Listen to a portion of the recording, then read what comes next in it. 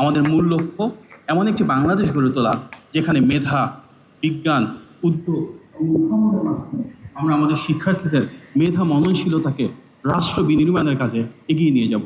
ঠিক যেভাবে আমাদের বাংলাদেশের জনগণের ভোটে নির্বাচিত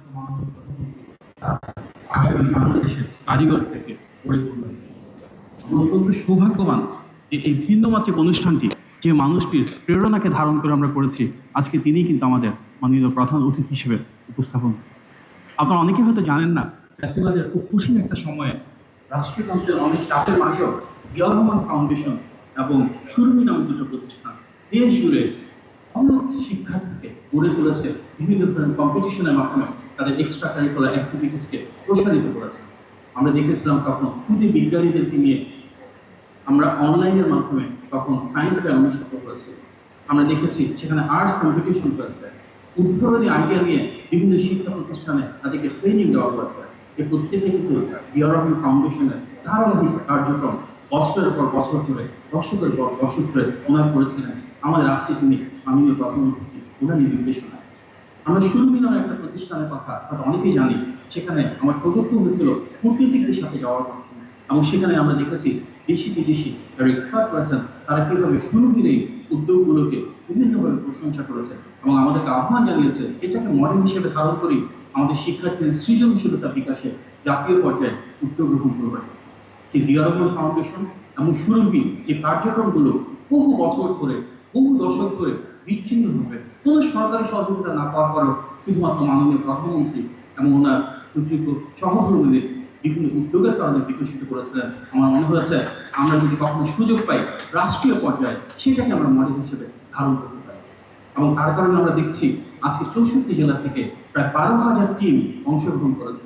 12,000 টিমে প্রায় 36,000 ছাত্রছাত্রী এবং প্রায় 24,000 শিক্ষক সেখানে অংশগ্রহণ করেছে।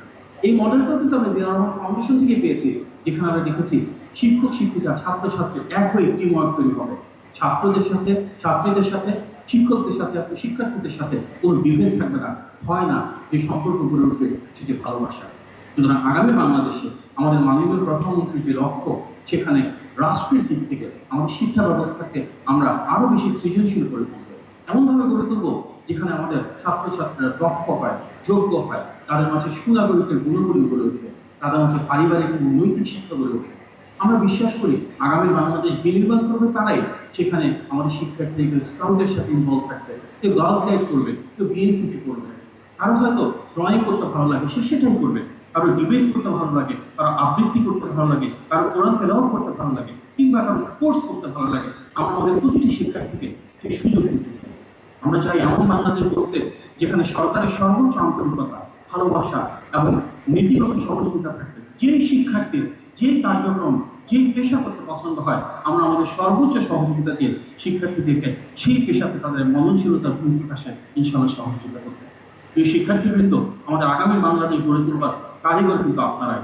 আর এই কারিগর বিনির্মাণ যারা করবেন সেক্ষেত্রে আমরা কাণ্ডার হিসেবে গড়ে তুলতে পারি আমাদের শিক্ষকদের, আমাদের শিক্ষার্থী, শিক্ষক সবাই মিলে এক হয়ে ইনশাআল্লাহ মাননীয় প্রধানমন্ত্রীর যে লক্ষ্য, যে আগামী বাংলাদেশটাকে আমাদেরকে গড়ে তুলতে হবে, যেখানে একদিকে যেমন আমাদের সেই নীতিমালা থাকবে, যেখানে মেধার বিকাশ হবে, একই সাথে আমরা সেই বাংলাদেশ গড়ে তুলবো যেখানে পাঠ্যক্রমটাকে আরো আধুনিক করে তুলবো।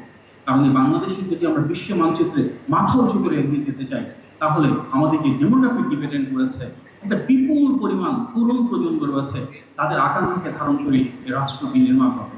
আমরা সবাই মিলে আসুন সেই আগামী বাংলাদেশে নিজেদের মেধা, যোগ্যতা, সক্রিয়তা এবং সৃজনশীলতার মাধ্যমে মাননীয় প্রধানমন্ত্রী এবং মাননীয় প্রধানমন্ত্রী আমাদের প্রধান অতিথি মাননীয় সহকর্মী যেভাবে যাচ্ছেন সেটিকে ধারণ করে শিক্ষা ব্যবস্থার সংস্কার করুন। ইনশাআল্লাহ সেটিকে পাথর করেই আমরা গড়ে তুলব আগামী বাংলাদেশ। সবাইকে ধন্যবাদ। আসসালামু আলাইকুম।